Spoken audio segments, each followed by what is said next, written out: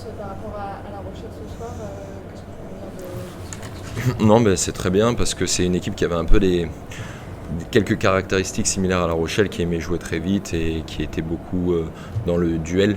Euh, et, euh, et on avait comme plan de jeu de jamais les laisser pouvoir courir. Et je pense qu'on l'a très bien réalisé.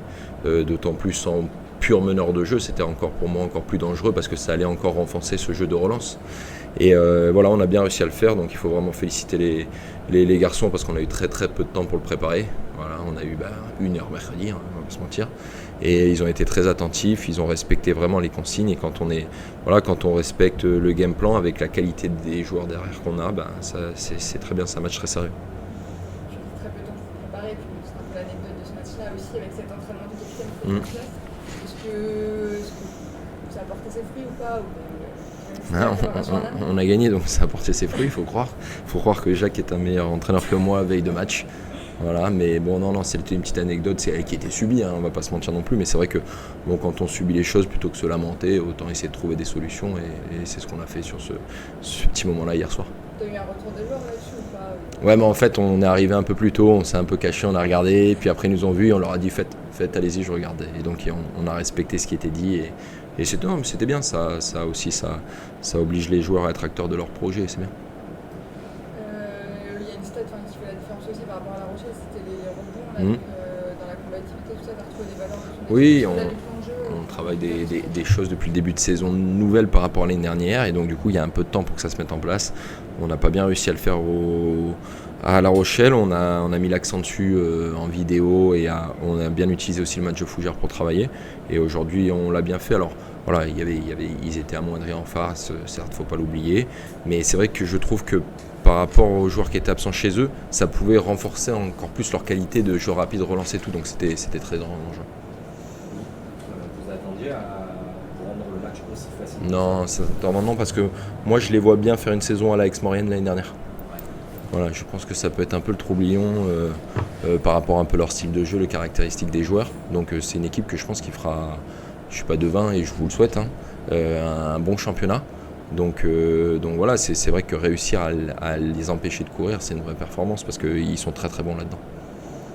Et c'est vrai que, bon, j'ai remarqué mon frère, t'as beaucoup fait tourner, mais aussi vraiment tout le monde a pu s'exprimer ce soir. Il y en a qui ont pu pas forcément se révéler, mais en tout cas ils ont pu se montrer que depuis les Oui, après petit à petit, on apprend à jouer avec certains nouveaux, on met aussi des choses en place pour qu'ils s'expriment mieux. Et puis aussi, j'ai quelques anciens aussi, qui, comme je prends l'exemple un petit peu de Lucas, qui a du mal cette année, je trouve, à choisir ses temps de jeu. Quand je dis ses temps de jeu, c'est ces moments où il doit jouer. Et je trouve que ce soir, il l'a beaucoup mieux fait. Et du coup, voilà, mais c'est vrai que tout le monde a su apporter, et c'est bien parce qu'on a fait un non-match à La Rochelle, ça arrive, et c'est bien qu'une équipe ait une capacité comme ça de réaction. Une autre info du jour qui concerne plus le HTV, qui vient de signer John Robertson. Qu'est-ce que ça représente? C'est exceptionnel. Moi, juste en tant que fan de basket, moi, c'est un joueur que je trouve magnifique. Donc je crois que Steph m'a dit que ça a duré 5 semaines, profitez-en, parce que c'est un joueur magnifique à voir, et c'est une super exposition pour nous. Et si un joueur de ce calibre-là accepte de relever ce challenge-là, c'est qu'il a aussi de l'estime pour notre division.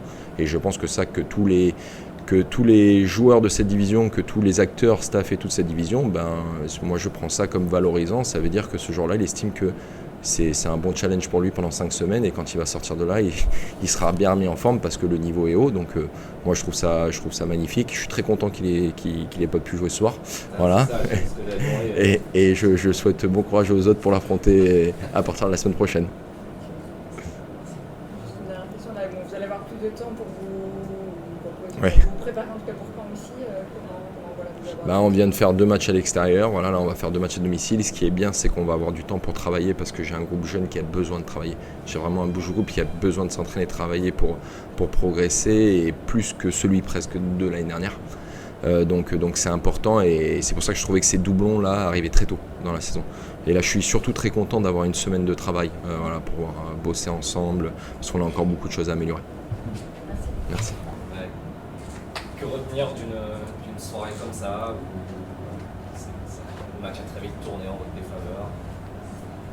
Le seul regret, c'est que On n'est pas montré ce visage qu'on a pu montrer en deuxième mi-temps dès le départ du match avec de l'agressivité notamment en défense. On est rentré dans le match pensant qu'on pouvait les battre en étant plus adroit qu'eux, alors qu'on savait que notre identité c'est de défendre dur. On n'a pas été capable de le faire. C'est une équipe qui joue très bien avec de très bons joueurs, qui se passe très bien la balle. Et on savait que si on les laissait faire, ça allait être compliqué. C'est exactement ce qui s'est passé en première mi-temps. Alors au début du match, on camoufle un peu parce qu'on met quelques shoots. Donc on est dans le score les 5 premières minutes. Mais derrière, on a beaucoup de mal à mettre de la pression en défense. Et en attaque, on a énormément de balles à mettre en place les choses, à se passer le ballon. Je crois qu'on fait 15 pertes de balles en première mi-temps. Sur ces 15 pertes de balles, il marque facilement 17-18 points. Donc c'est frustrant d'avoir fait ce match-là. On n'a pas d'excuses, si meneur, pas meneur.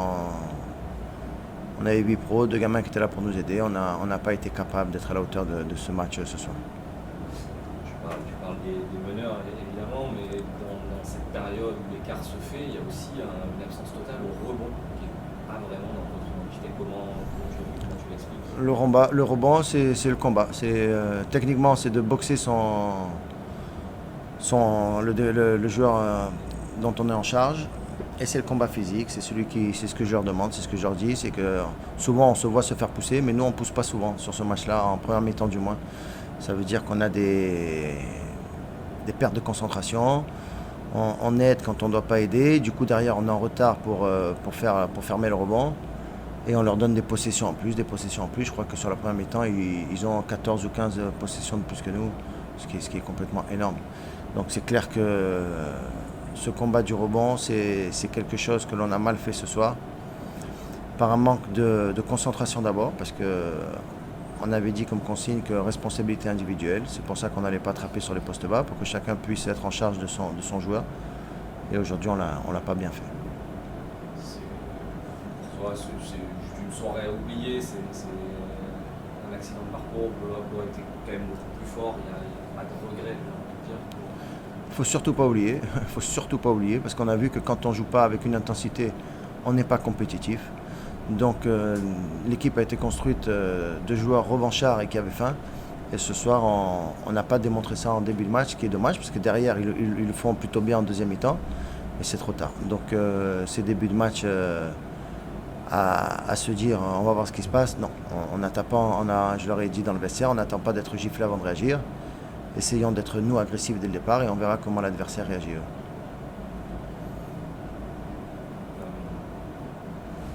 On reparlera cette semaine, mais l'arrivée de John Robertson, ça n'a pas tout solutionné, mais qu'est-ce qu'elle représente pour le HTV, pour la Pro B ? Déjà pour nous c'est l'arrivée d'un meneur. Ce soir on joue sans meneur de jeu. Bensley Joseph est notre deuxième arrière, Maxime Eugène est deuxième arrière aussi. Donc les deux ont fait l'effort d'être à la main. Donc ça va remettre chacun à sa place déjà, donc c'est déjà une bonne chose pour l'équipe au niveau collectif. Ça va redonner du lien en attaque, sûrement un peu de contrôle des tempos, ce qui est important. Et après, individuellement, John, c'est sûr que c'est un très bon joueur. Il a montré tout le long de sa carrière, il a 36 ans, il a toujours performé où il était. Encore cet été à l'Eurobasket, il a fait de très bons matchs. Mais bon, il faut surtout pas s'attendre à que ce soit le Messi. C'est juste quelqu'un qui vient aider, apporter toute sa connaissance, tout son savoir-faire et qui va mettre tout ça au service de l'équipe. Donc c'est évidemment une bonne nouvelle qu'il soit là. C'est aussi une très bonne nouvelle que ce soit John et peut-être pas un autre. Donc à nous d'essayer de l'intégrer le plus rapidement possible pour qu'il se sente confortable et qu'il puisse nous donner le maximum. Tu as réussi à le convaincre, tu as échangé avec lui. Le jour de la Coupe de France, on a passé une après-midi très longue avec William, au téléphone avec lui, avec son agent. C'est parti d'un coup de fil en Espagne où on me parle de ce joueur-là. Avec William, au début, on en rigole et après, on se dit que pourquoi pas tenter la chose. On regarde les réseaux sociaux, il était sur Paris, donc on s'est dit marié avec une Française, pourquoi pas. Derrière, on a passé pas mal de coups de fil, on a contacté lui et son agent. En lui disant quoi, en lui proposant quoi? On lui a proposé qu'il était à Paris en train de faire sa rééducation. Je savais qu'il avait terminé parce qu'en plus, il s'entraînait avec un ancien coéquipier à moi, Seydou Njoya, qui est sur Paris. Donc Seydou m'a dit qu'il était bien au téléphone aussi. Donc ce qu'on lui proposait en fait, c'était maintenant qu'il pouvait rejouer au basket, qu'il vienne faire ces 5 semaines avec nous pour derrière, on sait très bien qu'il va repartir dans d'autres championnats et avec un autre contrat aussi. Donc on lui proposait en fait une bonne rééducation en jouant au basket en France, dans un championnat qui est quand même respecté de partout.